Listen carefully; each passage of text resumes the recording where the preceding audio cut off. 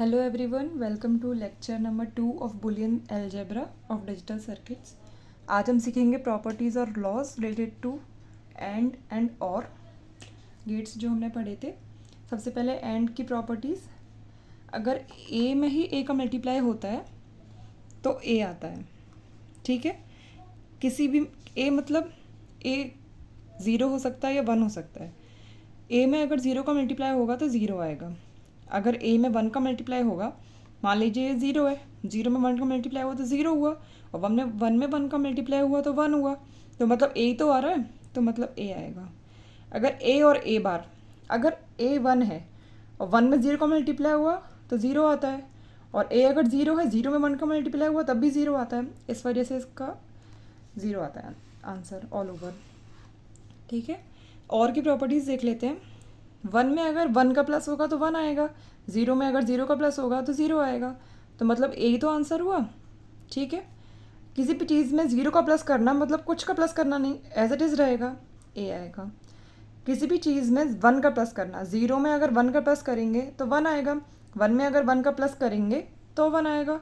तो इसका आंसर क्या होगा? वन. ये ए है और ए बार, ज़ीरो में वन का प्लस करेंगे तब भी वन आएगा, और वन में ज़ीरो का प्लस करेंगे तब भी वन आएगा. तो इसका आंसर हुआ वन.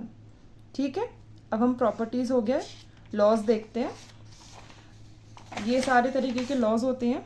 एक तो क्यूमुलेटिव लॉज है, एंड और दोनों की एक साथ करा रहे हैं. ठीक है, क्यूमुलेटिव लॉ क्या होता है? अगर हम ए इंटू बी करेंगे वो बी इंटू ए के इक्वल होता है. अगर हम पहले ए लें उसमें मल्टीप्लाई करें बी का, या पहले बी लें उसमें मल्टीप्लाई करें ए का, दोनों एक ही बात है. सेम इसी तरह अगर हम ए लेके उसमें बी का प्लस करें, या फिर बी लेके उसमें ए का प्लस करें, दोनों सेम बात है. ये क्यूमुलेटिव लॉज है. एसोसिएटिव लॉ में क्या है? अगर हम ए और बी का पहले मल्टीप्लाई करें फिर हम सी का मल्टीप्लाई करें, बात इक्वली होगी कि पहले हम बी और सी का मल्टीप्लाई करें फिर ए का मल्टीप्लाई करें, है ना? यही तो होता है एसोसिएटिव लॉ. ऐसे ही अगर हम ए और बी का प्लस करें और बाद में सी का प्लस करें, या फिर हम बी और सी का पहले प्लस करें और बाद में ए का प्लस करें, दोनों एक ही बात होती हैं. डिस्ट्रीब्यूटिव लॉज क्या होते हैं? ए का मल्टीप्लाई करेंगे बी प्लस सी में तो ए दोनों में डिस्ट्रीब्यूट हो जाएगा. क्या आंसर आएगा? ए बी प्लस ए सी. बहुत ही बेसिक है, ये तो सबको पता है. अगर ए प्लस बी सी है तो ये बी दोनों में आ जाएगा डिस्ट्रीब्यूट होके. ये होता है ए प्लस बी और ए प्लस सी. ये थोड़ी अटपटी है, इसको मैं प्रूफ करके दिखा देती हूँ. ये तो आपको पता चल गया ना कि ए कैसे डिस्ट्रीब्यूट हो गया, मल्टीप्लाई हो गया ना. यहाँ पे डॉट लगा होता है ना, A into B plus A into सी, पर ये नहीं समझ में आया होगा. ये ऐसे करते हैं, मैं इधर कर देती हूँ, दिख रहा है. ए प्लस बी सी है. ठीक है, अब यहाँ पे क्या है? मल्टीप्लाई है वन का, तो इसको हम ऐसे लिख सकते हैं. ठीक है, और वन, ये जो वन है इसको हम वन प्लस बी भी लिख सकते हैं. किसी भी चीज़ में वन का प्लस होगा तो आंसर क्या आता है? वन ही आता है ना, इसलिए. तो A plus A B plus B C. ठीक है, अब ये जो ए है ये भी तो मल्टीप्लाई है वन का, तो इसमें ए वन प्लस सी लिख सकते हैं ना, प्लस बी सी. ठीक है, इसको कर दो A plus A C plus A B plus B C. ये जो ए है इसको ए इंटू ए लिख सकते हैं ना, A into A is equals to A होता है ना, प्रॉपर्टीज़ एंड ऑपरेटर की. A C plus A B plus B C. ठीक है, अब ए कॉमन लेंगे कहाँ से? एक तो ये और एक ये, तो ए प्लस बी आ गया, प्लस इन दोनों में से क्या कॉमन लेंगे? सी, तो ए प्लस बी आ गया. ए प्लस बी दोनों में से कॉमन लेंगे तो क्या आंसर आ गया? यहाँ से ए प्लस सी. तो हम ए प्लस बी ए प्लस सी, ये जो यहाँ पे लिखा है वो किसके इक्वल है? ए प्लस बी सी. प्रूफ हो गया. प्रूफ समझ में आ गया ना? थोड़ा ये है, मतलब आप इतनी जल्दी समझ नहीं पाएंगे, सीख नहीं पाएंगे कि हमें यहाँ पे वन ही रखना है फिर यहाँ पे वन प्लस बी करना है. आपको प्रूफ समझने सीखने की ज़रूरत नहीं है, बस आपको एक प्रॉपर्टी याद रखनी है कि ए प्लस बी सी जो होता है वो ए प्लस बी और ए प्लस सी के काम में आता है. ये प्रॉपर्टी कब काम आती है? ये जो है ये रिप्रेजेंटेशन जो है वो SOP है और ये रिप्रेजेंटेशन POS होता है। अगर हमें SOP को POS में चेंज करना होता है तो ये लॉ हमारे काम आता है। ठीक है। एब्जॉर्प्शन लॉ क्या होता है? आपने सुना नहीं होगा absorption law, A plus AB is equals to A, ये होता है। अगर A में हम कुछ भी AB, AC, ABC, ABD किसी का भी मल्टीप्लाई करेंगे, वो सॉरी प्लस करेंगे तो A आएगा। कैसे आ रहा है ये? A प्लस AB ये है। हम इसमें A कॉमन लेंगे तो 1 प्लस B तो बचेगा ना, और 1 प्लस B तो 1 होता है, 1 होता है, तो ये A नहीं आ गया इस वजह से। ठीक है। दूसरी एब्जॉर्प्शन लॉ क्या है? A और A प्लस B इस तरह, तो इसका आंसर भी A आता है। इसमें हम क्या कहना चाहते हैं? A का मल्टीप्लाई करें हम A प्लस B से या A प्लस C से या A plus B plus C से, तो आंसर A ही आएगा। ठीक है, ये हम प्रूव कर देते हैं, A प्लस B। ठीक है, A इंटू A होता है और AB, अब ये तो यही वाली आ गई ना, इसका आंसर A होता है। समझ में आ गया? एब्जॉर्प्शन लॉ समझ में आ गया आप लोगों को? ये जो है नीचे, ये एक थ्योरम है, डी मॉर्गन्स थ्योरम। ये ड्यूअलिटी और कॉम्प्लीमेंटेशन के काम आता है। अभी हम खाली इसको समझ लेते हैं। अगर A प्लस B का कॉम्प्लीमेंट किया है हमने तो क्या होगा? ये जो है ना A, इसका कॉम्प्लीमेंट करो, ये जो है प्लस उसकी जगह मल्टीप्लाई लिखो, और ये जो है B इसका कॉम्प्लीमेंट करो। हमें हर चीज़ कॉम्प्लीमेंट करना है। A का कॉम्प्लीमेंट B में प्लस की जगह कॉम्प्लीमेंट करके मल्टीप्लाई, सॉरी प्लस में, और B का कॉम्प्लीमेंट। अगर यही अंदर जो A प्लस B है उसकी जगह A भी लिखा हो, उसका कॉम्प्लीमेंट हो, तो क्या होगा? A कॉम्प्लीमेंट, इसका कॉम्प्लीमेंट करो, बीच में मल्टीप्लाई है उसकी जगह प्लस करो और B का कॉम्प्लीमेंट करो। ये है D Morgan's law, D Morgan's theorem. ठीक है, आगे देखते हैं। ये कुछ क्वेश्चंस हैं, देखते हैं। A plus A bar B, इसमें कौन सी प्रॉपर्टी लग सकती है? सोचिए। इसको हम ऐसे लिख सकते हैं ना, A plus A bar A plus B, है ना। A plus A bar, 0 plus 1 क्या होता है? 1, और 1 प्लस 0 1 ही होता है, प्लस है क्योंकि A प्लस B, A नहीं 1। ठीक है, तो आंसर क्या हो गया? A plus B। ठीक है, इसमें क्या करेंगे? इसको अंदर मल्टीप्लाई कर देंगे, A bar plus AB, A into A bar, 0 into 1 0, और 1 इंटू 0 भी 0 ही होता है, तो 0 प्लस AB, और 0 में कुछ भी प्लस करेंगे तो वही बचता है। ठीक है, A बार प्लस AB, इसको फिर से डिस्ट्रीब्यूशन कर दो, A बार प्लस A और A bar plus B। A bar plus A क्या होता है? 1 होता है, और A bar plus B, answer क्या हो गया? A bar plus B। ठीक है, ये है BC, और यहाँ पे BC बार दिख रहा है, तो हम किस तरह इसमें डिस्ट्रीब्यूट करेंगे? BC बार एक बार और D एक बार, BC प्लस BC बार, इस तरह। थोड़ा इस चीज़ का दिमाग लगाएंगे, BC प्लस D। अब ये पूरा टर्म क्या हो जाएगा? 1 हो जाएगा ना, तो बचेगा क्या? BC plus D। ठीक है, ये जो है A बार प्लस AD, इसमें भी डिस्ट्रीब्यूशन लगाइए, A bar plus A bar plus D bar. A bar plus A क्या होता है? 1 होता है, A बार प्लस D बार। ठीक है, यहाँ पे देखिए, इसमें भी A है, इसमें भी A है, A कॉमन ले लिया, B plus B bar, A plus A बार 1 था, B प्लस B बार 1 होगा, ये A बचा है। ठीक है, इसमें क्या है? A plus B, A plus C, ये तो वही हो गई। A plus B, A plus C क्या होता है? A प्लस BC होता है ना। चलो, आपको अगर थ्योरम नहीं याद है तो ऐसे करते हैं, A plus B, A plus C, A into A plus A into C plus B into A, और A इंटू B एक ही बात है ना, A भी लिख दें, प्लस BC। ठीक है, A इंटू A क्या होता है? A plus AC plus AB plus BC।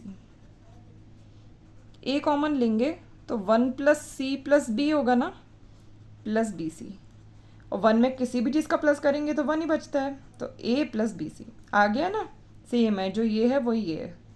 समझ में आ गया?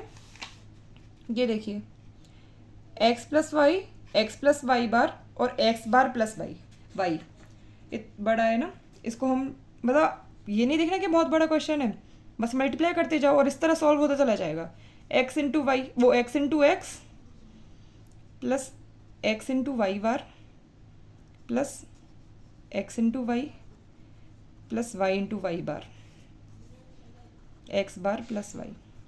अब यहीं सॉल्व कर लो। एक्स इंटू एक्स क्या होता है? एक्स होता है, plus X Y bar plus X Y, और वाई इंटू वाई बार, 0 इंटू 1 0, और 1 इंटू 0 वो भी 0, तो इसको हटा दो, प्लस 0 है ना, एक्स बार प्लस वाई। अब इनका मल्टीप्लाई करो, X into X bar plus X Y, अब इसको plus X bar Y bar plus X Y bar Y plus X bar Y plus X Y Y. अब देखो ये जो है 0 हो जाएगा,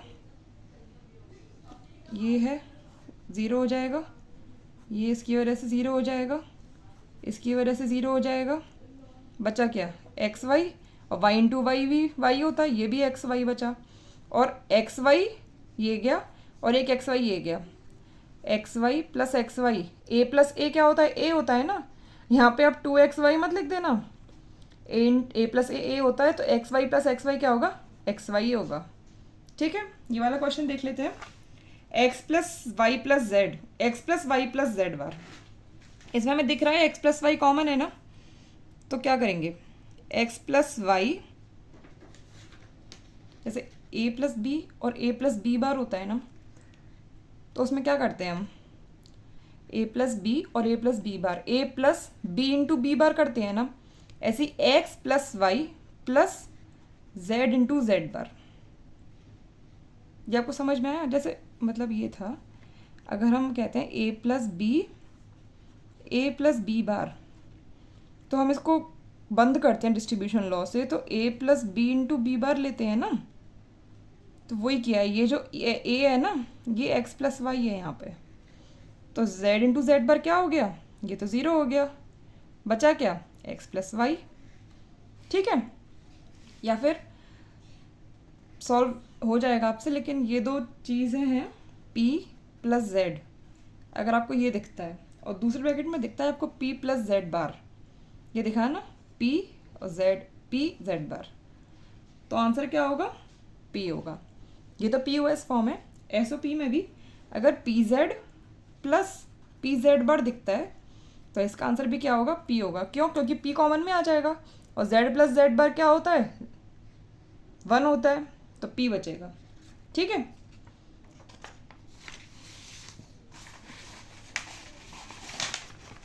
ये कुछ क्वेश्चंस है। To implement logical expressions minimum number of 2 input NAND gates required are. अब आप कहेंगे कि हमने नैंड गेट तो पढ़े ही नहीं है, अब हम इस क्वेश्चन को कैसे सॉल्व करें? तो एक बार मतलब देख लीजिए, क्या पता हमें नैंड गेट की ज़रूरत ही ना पड़े इसमें, है ना? हो सकता है, क्यों नहीं हो सकता? ये क्या है? ए बी प्लस ये ए बी बार है, यहाँ पे भी ए बी बार है, तो ए बी बार कॉमन ले लें, क्या आएगा?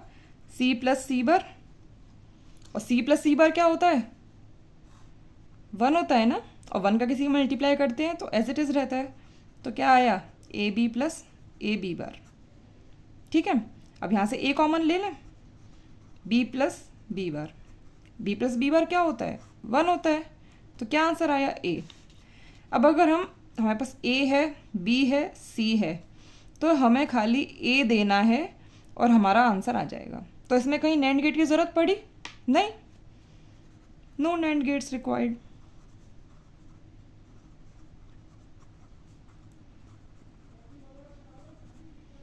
ठीक है, दूसरा क्वेश्चन देखते हैं। सिंपल है, ये जो है एस्ट्रिक का साइन, इसका मतलब क्या है कि अगर दो चीज़ों के, दो ऑपरेंड्स के बीच में ये ऑपरेटर है, तो ये बूलियन अलजेब्रा ये वाला फॉलो होगा, एक्स बार प्लस वाई। ठीक है, और हमें दे रखा है कि एक्स्ट्रिक वाई जेड के इक्वल है। तो बताइए जेड एस्ट्रिक एक्स किसके इक्वल होगा? इससे हमें क्या पता चल रहा है एस्ट्रिक से कि ये एक्सप्रेशन है इसका, तो हम यहाँ लिख दे रहे हैं एक्स बार प्लस वाई। ठीक है, लेकिन हमें क्या निकालना है? जेड एस्ट्रिक एक्स, ये तो निकालना है। मतलब हमें क्या निकालना है? X bar plus Y asterisk x. ठीक है, एस्ट्रिक को सॉल्व करेंगे पहले। एस्ट्रिक सॉल्व होके क्या आएगा? अगर यहाँ पे जेड होता और यहाँ पे एक्स होता तो जेड बार प्लस एक्स, जेड बार प्लस एक्स क्या होगा? जेड बार, जेड ये है एक्स बार प्लस वाई, उसका बार प्लस एक्स। बार क्या होगा? ये कैसे सॉल्व होगा? कौन सा थ्योरम है? De Morgan's theorem. डिमॉर्गन्स थ्योरम क्या कहती है? ये जो है एक्स बार है, ये लिटरल, उसका कॉम्प्लीमेंट करो एक्स, ये ऑपरेटर है, इसका कॉम्प्लीमेंट करो इनटू, ये लिटरल है वाई, इसका कॉम्प्लीमेंट करो वाई बार। हो गया आपका ये जो बार है ना, ये सॉल्व हो गया, प्लस एक्स। अब हमें दिख रहा है एक्स और एक्स कॉमन में है, एक्स बाहर ले लो, वाई बार प्लस वन।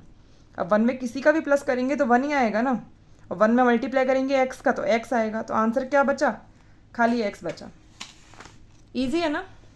ये देखिए फंक्शन के अंदर फंक्शन, क्या मतलब है? अगर एफ है उसके अंदर ए है और बी है तो वो कैसे सॉल्व होगा? ए ये जो है कॉम्प्लीमेंट है प्लस बी, तो हम क्या बताएंगे? एफ एक्स कॉमा वाई है अगर, तो वो कैसे सॉल्व होगा? X bar plus Y. अगर यहाँ पे एक्स प्लस वाई है और दूसरा है वाई, यहाँ पे एक्स और वाई था, यहाँ पे एक्स प्लस वाई और वाई है, तो वो कैसे सॉल्व होगा? एक्स प्लस वाई का कॉम्प्लीमेंट प्लस वाई, है ना? इसको डिमॉर्गन्स लॉ से हम लोग छोटा कर लेंगे, मतलब हमें ऑल ओवर बार के फॉर्म में किसी को भी रखना नहीं है, वो डिफ़िकल्ट हो जाता है। हम इसको सॉल्व करेंगे। क्या है? एक्स पूरे का बार हटाने के लिए हमें सब चीज़ें कॉम्प्लीमेंट करना है। पहले एक्स का कॉम्प्लीमेंट इंटू वाई का कॉम्प्लीमेंट प्लस वाई।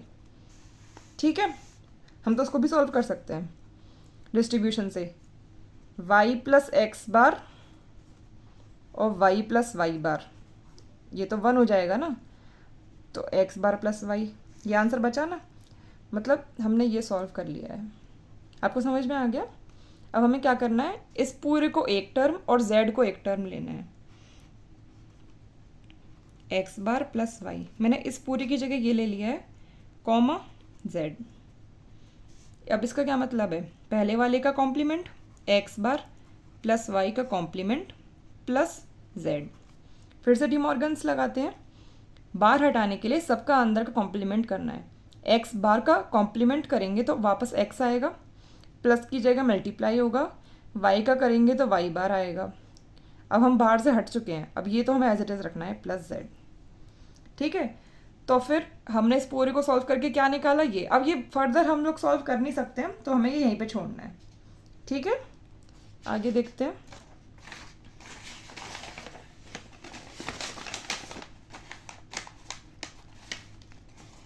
ये क्वेश्चन है, consider Boolean expression this with following properties. अब इसमें हमें ये नहीं दे रखा कि ये जो है ये सिंबल ये एंड का है और का है, किसका हमें नहीं पता। हमें ये दे रखा है कि अगर ये सिंबल एक्स और ज़ीरो के बीच में है तो एक्स देगा, इस तरह दे रखा है। तो हमें बताना है एक्स और वाई, अगर एक्स और वाई के बीच में ये सिंबल होगा तो किस ऑपरेटर के इक्विवेलेंट है। हम लोग ट्रुथ टेबल बनाते हैं। एक्स और वाई 0 0 0 1 1 0 1 1, यही तो चार होते हैं। अब देखिए इसका आउटपुट हमें निकालना है इनकी हेल्प से। यहाँ 0 है, 0 कहाँ पे है? यहाँ पे है ना। अब हमें x का 0 के साथ हैश करना था तो x मिला, 0 का 0 के संग करेंगे तो x मिलेगा ना। x क्या है? 0। समझ में आया? 1 के संग x का हैश करेंगे तो x बार मिलेगा, 0 का 1 के संग हैश करेंगे तो 0 का बार मिलेगा, 0 का बार मतलब 1। ठीक है, ये 0 है और ये 1 है, x इज इक्वल्स टू 1 है, x बार 0 है, इन दोनों का हैश किया है तो 1 मिलेगा। 1 और 1 ये वाला है। x और x दो सेम वैल्यूज़ का हैश करेंगे तो 0 मिलेगा। वैसे यहाँ भी देख सकते हैं, दो सेम वैल्यूज़ का हैश करेंगे तो 0 मिलेगा। ठीक है, तो इससे हमें क्या पता चल रहा है कि ये जो x y ये किसके इक्वल है, कहाँ कहाँ पे 1 है, ये तो 0 है, ये 0 है, किस किस को लेना है, बीच वालों को लेना है, x bar y plus y x बार।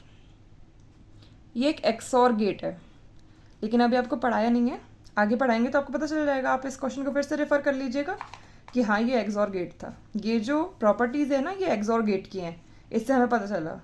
ठीक है, ये वाला क्वेश्चन करते हैं। Let us assume that x asterisk y is x bar y, then find the minimized expression for this. जहाँ पे भी एस्ट्रिक है ना वहाँ पे हमें ये यूज़ करना है, बस इतनी सी बात है। ठीक है, x प्लस वाई और y के बीच में एस्ट्रिक है, यहाँ पे x और y के बीच में था तो x बार इंटू वाई था। अब x प्लस वाई का बार करेंगे, इंटू वाई कर देंगे। इस वाले को हम एज इट इज लिख देते हैं, दूसरी बार में करेंगे सॉल्व। ये डी मॉर्गन्स लॉ से करेंगे, अंदर वाले का सबका कॉम्प्लीमेंट, ये एस्ट्रिक z। ठीक है, अब ये देखिए z बार वो y बार इंटू वाई क्या होता है, 0 इंटू 1 0 हो जाता है, और 0 का आप x बार में मल्टीप्लाई करेंगे तो 0 हो जाएगा, 0 एस्ट्रिक y। अब ये एस्ट्रिक है, ये मल्टीप्लाई नहीं है, 0 इंटू z करोगे तो 0 हो गया, वो नहीं है, एस्ट्रिक है। एस्ट्रिक मतलब पहले वाले का कॉम्प्लीमेंट, 0 का कॉम्प्लीमेंट इंटू z, 0 का complement 1 into z, z answer. ठीक है, ये एस्ट्रिक है, मल्टीप्लाई नहीं है, गलती नहीं करनी है। ठीक है, हम इस लेक्चर को यहीं पे ख़त्म करते हैं।